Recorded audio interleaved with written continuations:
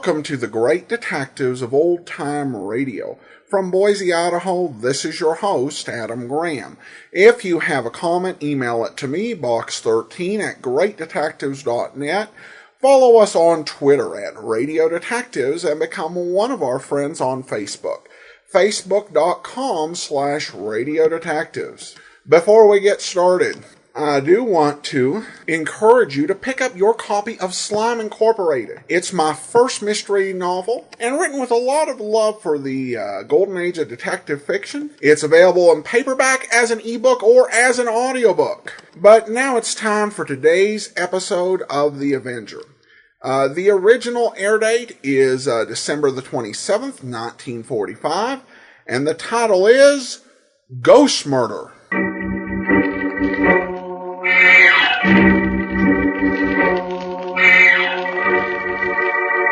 The Avenger. The road to crime ends in a trap that justice sets.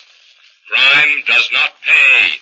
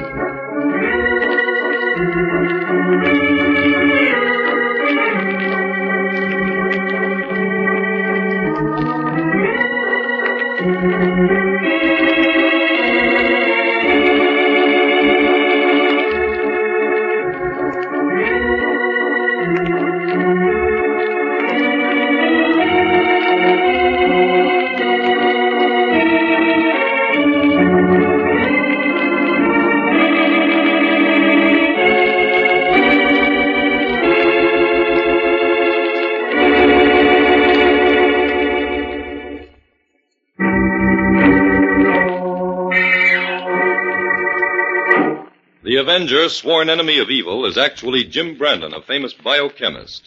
Through his numerous scientific experiments, Brandon has perfected two inventions to aid him in his crusade against crime as the Avenger: the telepathic indicator, by which he is able to pick up thought flashes, and the secret diffusion capsule, which cloaks him in the black light of invisibility.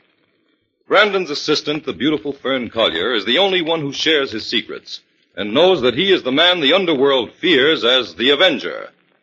And now, The Avenger and the Ghost Murder.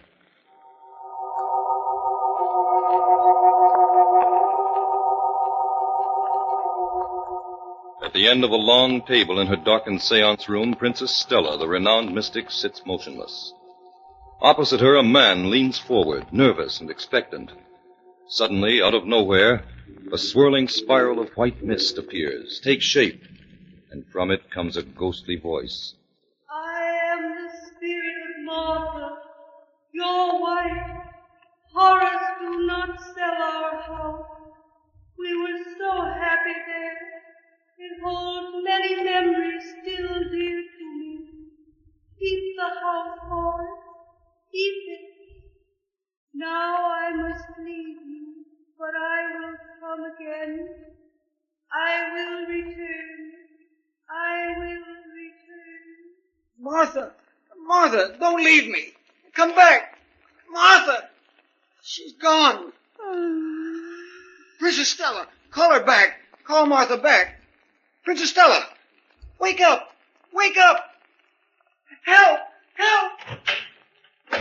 What's the matter? What happened? Well, it's the princess. I can't wake her. Don't be alarmed. I'll turn up the lights. She must have had a manifestation. It always affects her this way. Yes, she brought my wife back. Princess, wake up. Princess Stella. She'll come out of it in a minute.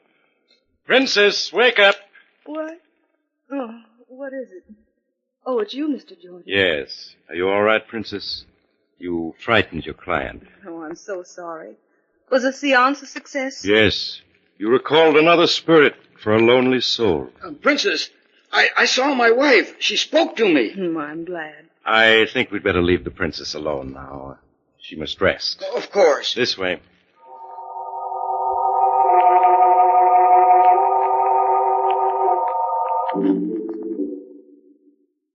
Well, how much did he pay you, Jordan? $50, Stella.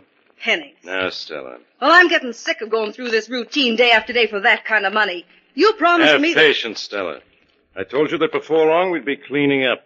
Well, And I meant it. Well, you'd better pull something out of the hat, or I'll retire.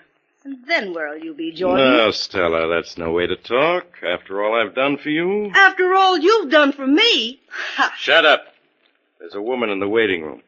You've got to see her now. Yeah, well, she's in for a disappointment. I've had enough of ghosts today. You've got to see her and talk to her at least. Ah, well, all right. I'll bring her in. Then I have to leave. I have an appointment uptown with a fellow by the name of Brandon.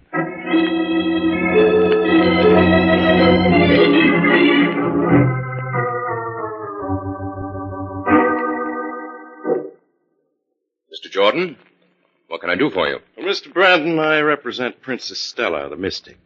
No doubt you've heard of her. Well, yes, I have.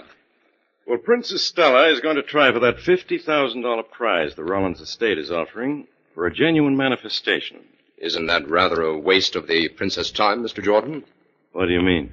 Well, so far, every medium who has tried for that prize has failed completely. Every so-called manifestation was promptly exposed as a hoax. Oh, Princess Stella is in a class by herself. Those others were charlatans. Princess Stella is a true psychic. A genuine spirit medium. Mr. Jordan, suppose you come to the point. What brought you here to see me? You may be a scientist, Mr. Brandon, yet I feel that some of your ideas may be in sympathy with those of the princess. Why? Well, you've written some brilliant articles about your experiments in the field of mental telepathy. So I thought you might be interested in endorsing Princess Stella as a medium. Your word would go a long way in helping us. Just a minute, Jordan. Let's clarify our terms. My telepathic experiments have to do with the concentrated thought waves of the living. That is a science. Oh, but Princess Stella is a very clever actress, no doubt. No sale, Jordan. If we win the Rollins prize, we're willing to cut you in for 10%. No, thank you. I'm not interested. As a matter of fact, I'm on the other side of the fence completely. You mean you're going to fight us? In a way, yes.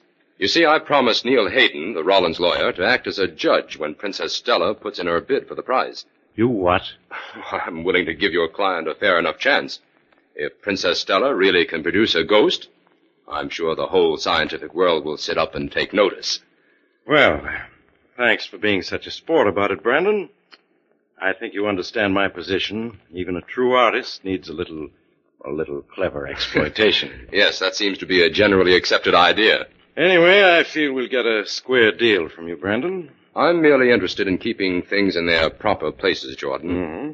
I think Princess Stella's so-called manifestations belong strictly in the field of entertainment, not to be confused in any way with any branch of science. Well, perhaps the princess can convert you.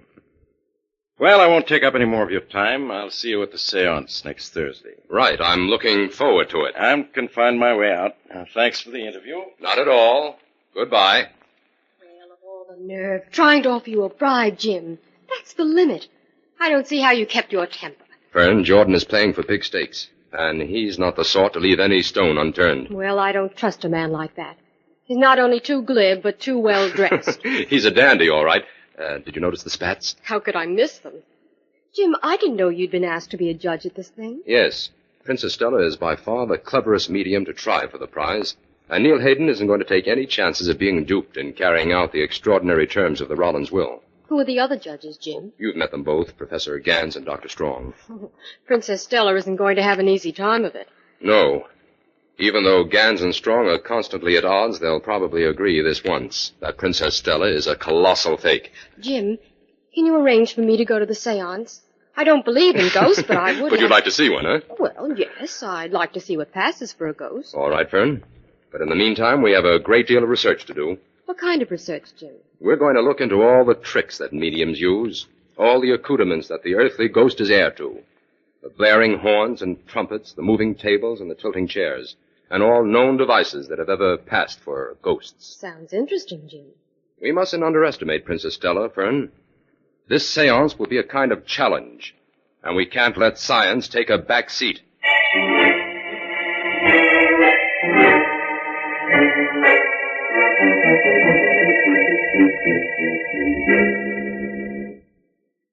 You're late, Brandon. Strong and I have finished with that side of the room. Nothing unusual there. You don't mind if Fern and I have a look, Professor Gans? Well, if you're not willing to take our word for it. Go ahead, Brandon. There's plenty of time. Thanks, Strong. This way, Fern. So this is what a seance room looks like. I always thought they were done in black velvet. This one's completely in white. Yes, the princess knows the value of contrast. She's a showman, all right. Now for the inventory. White painted walls. White rug that completely covers the floor. 8 straight-back white chairs. Help me examine them, Fern. Right, Jim. They're all metal. No false bottoms. Nothing could be hidden in these chairs. Let's take the table next. That's all metal, too. Examine the legs, Fern. They're single strips of metal, Jim. Nothing there. Nothing under the rug. Jim, there's no place to hide any ghosts in this room. Certainly doesn't look that way. No windows. In fact, there's only one thing about this entire room that strikes me as a little odd. What's that, Jim? There are 4 radiators, 2 at each end. Well, this is a very large room. In cold weather, I imagine all 4 of them are needed. They're all cold today. Are you ready, Brandon? Yes, Strong, I think so. Oh, just one other thing. Did you and Gans go over the room for hidden wires? Yes, we covered the walls and floor with a detector. Guess that takes care of everything, then. I'll tell Jordan we're ready to begin the seance.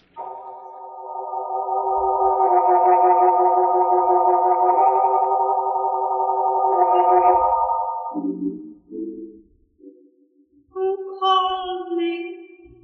Who calls me from my spirit world? Quick, Gans, put your flashlight on that corner. There's someone there. Yes. Jim, look. Something white, floating there near the wall. It's a ghost. I see it, Fern. Turn on the lights. There's something there, all right. I'll do it. Hurry, Jordan. It's gone. Good heavens, Jim. It must have been a ghost. Look at the Princess Stella. She's in a trance. Wake up the princess, Jordan. Wake her up. Of course. Princess Stella. Princess, wake up. Oh, gosh, Jim, this is more than I bargained for. She's coming too. What happened? Brandon, Strong. Help me examine this end of the room thoroughly. This sort of thing just isn't possible. That was the strangest thing I ever saw. A truly wonderful performance. There doesn't seem to be a trace of anything to mark the passage of that ghost. Well, fellow scientists, what are we going to do? If we can't explain this manifestation, we have to award the prize to Princess Stella. Not so fast, Strong. Well, what do you suggest, Gans? I don't know. What do you think, Brandon? There's no denying it. We saw the ghost, and it's up to us to explain exactly what it was and where it came from. I think we'd better call for a repeat performance. Right. I'll tell Jordan. Jordan, come over here. Yes, what is it, Professor Gans? We're not convinced, Jordan. We're calling for another seance. No, I cannot. I am exhausted. I cannot. Princess, the judges are within their rights. The terms of the will stipulate that 2 tests may be demanded. Oh, I am faint. I cannot go through all this again. Now, gentlemen, the princess is nervous and upset. Could we postpone the second seance until tomorrow? Well, I don't see why not. What do you say, Brandon? I think that's an excellent idea. Are you agreed, Gans? Yes. In fact, I prefer that. I've just remembered something that may prove helpful to us. I'll need a little time to check on it. We'll meet tomorrow then, Yes, Jordan. However, I'd like to speak to you privately for a few moments. Now. Certainly. Come into the other room. This way, please. Now, Professor Gans, what is it? Have you and the princess traveled much abroad? Yes, widely. About 20 years ago, did you bill yourselves as the Countess and the Clown? Why, no. That must have been someone else. Why do you ask? They were a popular carnival act in Austria when I was teaching there. Something about you two reminded me of them. Well, the princess and I are not exactly a vaudeville team, Professor. I wonder what became of that act. I must find out before the seance tomorrow. Really, Professor, what can that have to do with Princess Stella and the Rollins prize money? It may have everything to do with it, Jordan.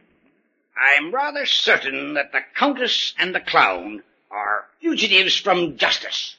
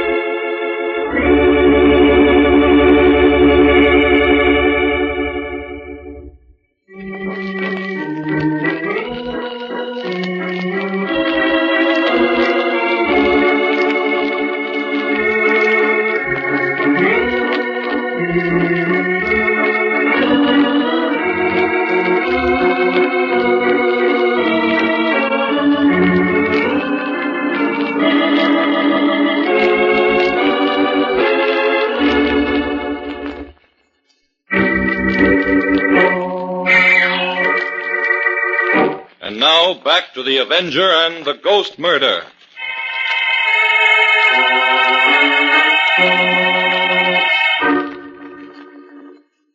Fern, we can't let Princess Stella get away with this ghost business. There's got to be an answer here in the seance room. Examine that radiator, Fern. I'll take this one. This one's cold, Jim. That's strange. This one is warm. Turn the valve, Fern. Maybe the heat's turned off. Okay. I'll see about the other radiators. Right, Jim. Fern, one of these radiators is warm and one is cold. What do you make of it, Jim? Don't know yet. I turned the heat on. We'll give them a chance to warm up. Even though we never held the same ideas, Gans, I never thought you'd deliberately oppose me in a thing like this. I had it on good authority that your vote was the only one against me. I admit it, Strong. I don't think you're fitted to be head of a research foundation. Such a position requires an older man, wide experience. Like yourself, I suppose? So that was the reason for it. You want the position yourself. Now listen here, Strong. Mind your tongue. Gentlemen, what's the trouble? Brandon, Professor Gans blackballed me. I'd have been elected head of the Lansdowne Foundation if it hadn't been for him and his petty personal Now, ambition. this is a matter between you and me, Strong. Let's keep it that way. I voted in good faith for what I believe to be the good of the foundation. Your day is coming, Gans. I'll get you for this. Are you gentlemen ready to begin? Everyone is waiting. Well, Jordan, I see you've decided to brazen it out. If you have anything to say to me, Professor Gans, say it in private. I'm afraid that won't be possible. My news will be of interest to the public.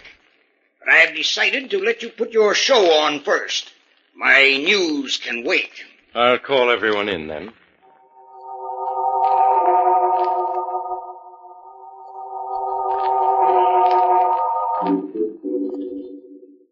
Just a moment, Princess Stella.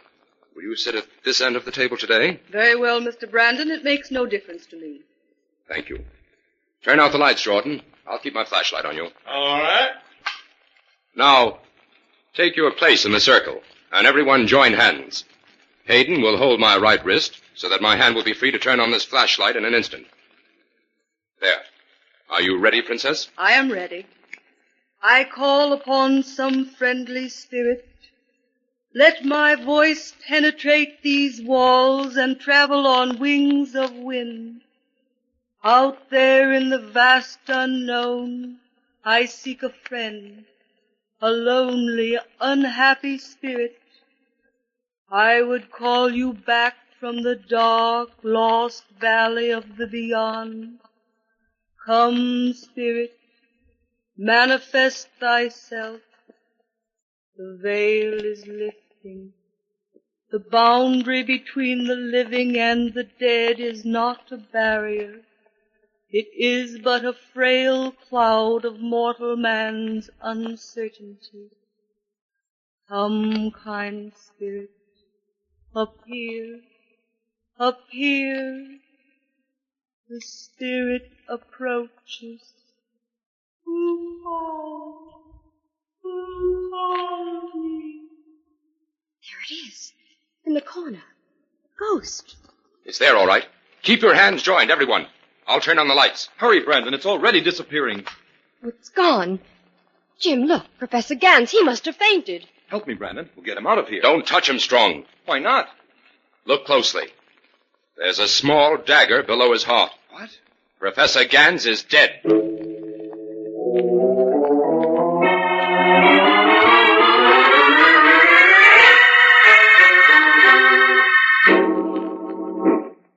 Well, the police have confirmed my suspicions, Vern. Professor Gans was killed by a poisoned dagger. Any prints on it? It was too smudged to be of any value. Jim, up until now, I'd never believed in ghosts. But you'll have to admit that no living person in that room could have thrown that dagger. No one broke the circle for a second. So you're willing to pin this murder on a ghost? Well, how do you explain it then? The ghost is the only one that we can rule out. Because, you see, there wasn't any ghost. There wasn't any. But, Jim, we saw it twice. What we saw was nothing more than a clever mixture of muriatic acid and ammonia vapor, released through tiny holes in the dummy radiator. One radiator at each end of the room was a dummy. But how did the ghost disappear so quickly? The gas was operated by an automatic pressure gauge in the basement. It was timed to last for 10 seconds. And that spiral whirling effect was due to the intermittent release of air, which circulated about the vapor. At the end of 10 seconds, the whole thing was dissolved by a very light spray of ammonia and water, also released from the radiator. Gosh, I almost believed in that ghost. Especially after you placed Princess Stella at the opposite end of the table for the second seance. That's why they had 2 sets of radiators in that room, just in case a skeptic made a request like that. But what of the voice, Jim? It didn't come from anyone in the room. It came from the ghost. Well, that's easy. Princess Stella is an accomplished ventriloquist. Well, there goes my ghost story right up the chimney, or I should say right down the radiator. Fern, I don't want any of this revealed until we know who murdered Gans. All right, Jim. But I don't see how we're ever going to find that out. At the moment, neither do I. But we'll keep trying. Is the inspector still questioning Jordan, Strong, and the princess? Yes, but he'll have to let them go for lack of evidence. I wonder if Jordan had time to put on his socks before he went to headquarters. His socks? Yes. Our fashion plate disillusioned me. He appeared at that last seance without any socks. Well, Fern, get your coat. We're going to the gymnasium. Whatever for, Jim? I'm interested in seeing a little professional boxing. I've often heard those French savate boxes are something to see.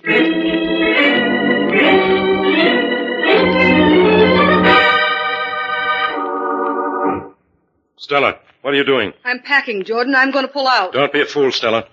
You're under bond. You've got to stay here and stick things out. You suit yourself. I'm leaving. Now listen to me, Stella. We still have a chance to pull through all this and win that $50,000 prize. You've got to go through with that seance today. If we stay here, we'll wind up in jail no matter how the seance turns out. What are you getting at? The police have no evidence against us. Strong was the only one with a motive for killing Gans. We're in the clear. You're wrong, Jordan. Jim Brandon knows we had a motive for killing Gans. Brandon? How could he know anything? I heard the inspector tell Brandon to search Gans' apartment. Since Gans knows who we were and all about the trouble that you got us into in Vienna, he must have had some proof of it. Brandon has that proof now, and he's just waiting for the proper time to use it. That does put us in a spot. We've got to get out of here, Jordan. I'm afraid. What are you afraid of, Stella? Did you kill Gans? How dare you say that? Now, take it easy, Stella. Listen, I'll make a deal with you. If you'll stay here and go through with this seance, I promise you have nothing to fear from Brandon. What are you talking about, Jordan? You wouldn't try... Don't worry about what Brandon knows, that's all. Is it a deal? I don't know. How do I know I'm not next on the murderers list? You're being hysterical. Now, come on now. Get things ready for your performance. If you make it a good one, Stella, we'll be on Easy Street.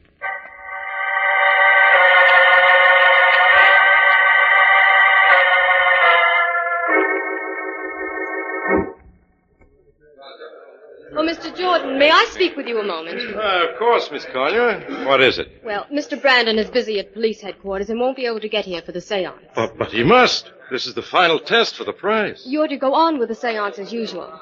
It is understood that if you convince Strong and Hayden that Princess Stella has brought about a genuine manifestation, the prize is hers. All right. I'll call the princess.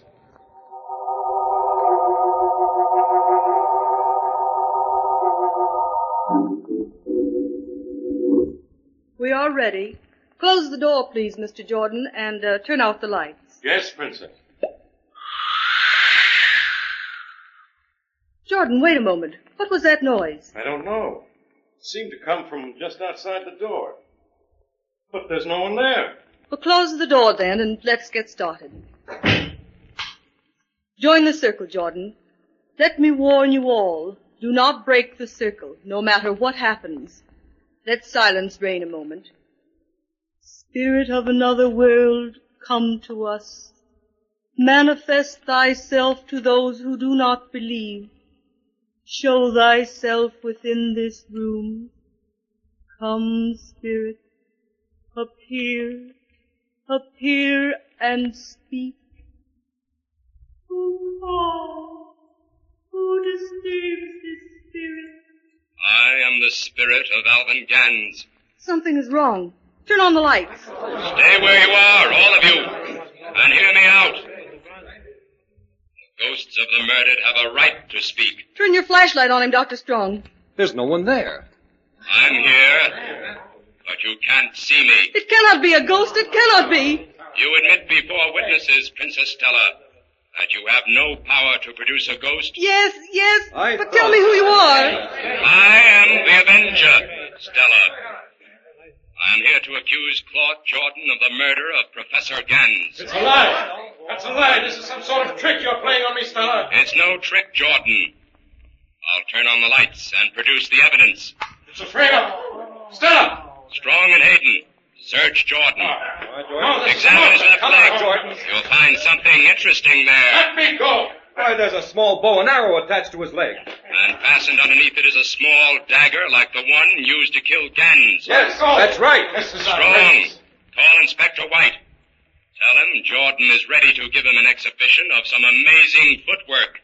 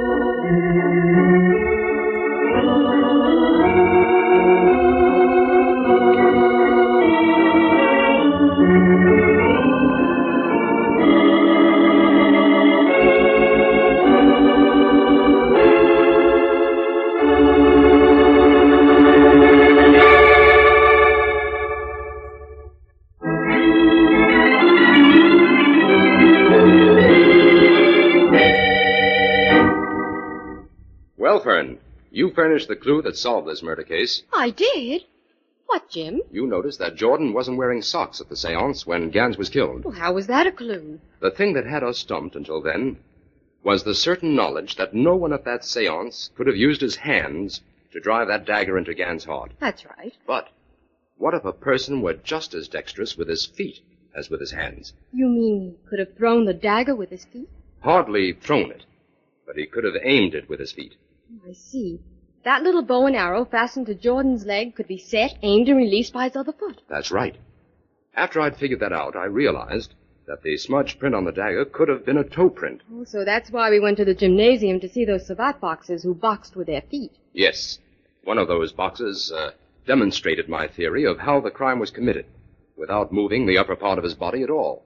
Jim, just what was it that Professor Gans knew about Princess Stella and Jordan? The motive for the murder? Jordan was mixed up in a killing in Vienna about 20 years ago that Gans happened to remember. He intended to expose Jordan after the seance that day, and Jordan knew it. there seems to be no limit to the methods of murder. They don't give us detectives a chance to grow complacent. No. This one really had you on your toes. Oh, a pun, Miss Collier, that some would call a very murderous weapon.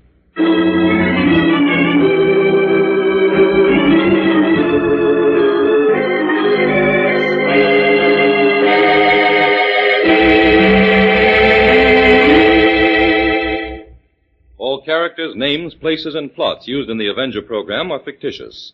Any similarity to persons living or dead is purely coincidental.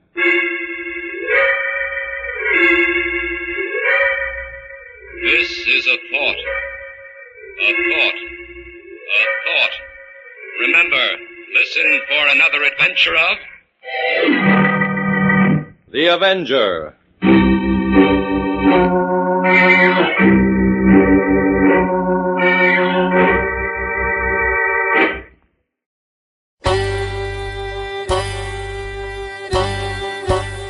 Hi, this is Andrew from OTRWesterns.com. I wanted to invite you to come take a look at our site.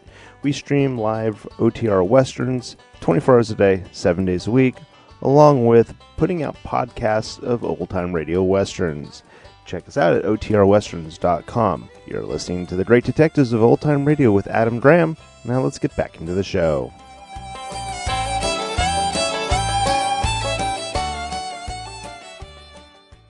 Welcome back. We've had several episodes of various programs dealing with phony spiritualist, and I have to say that I like this one the best in terms of how it set up the investigation and the examination, and kind of taking a educational approach to understanding some of the tricks that go on, as well as some of the things they look for.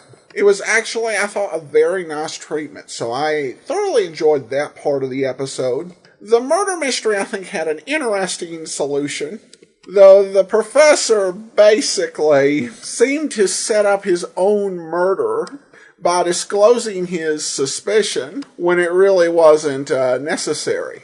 Pardon me, I just wanted to ask you, are you a wanted fugitive capable of committing physical violence? Still, this is one of the finer episodes of The Avenger we've heard so far, so very nicely done. Well, we turn to listener comments and feedback, and we start with Thaddeus, who says, I'm listening about a month behind, but I had to share my excitement that I'm almost done with Nick Carter. Nick has long been my lowest treated show, and I'll usually listen to it at 1.5 speed just to get through it faster.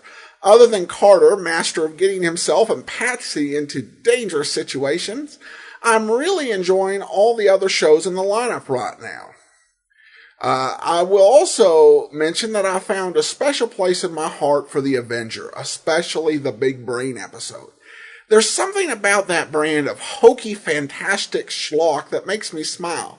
But then again, I think you're in the middle of one of your best runs of shows here at 1 month back. Thank you so much for the years of enjoyment and offering an easy escape from the so often caustic listening choices so freely available. By the way, next time you're looking to replay an old episode, some William Gargan could suit me.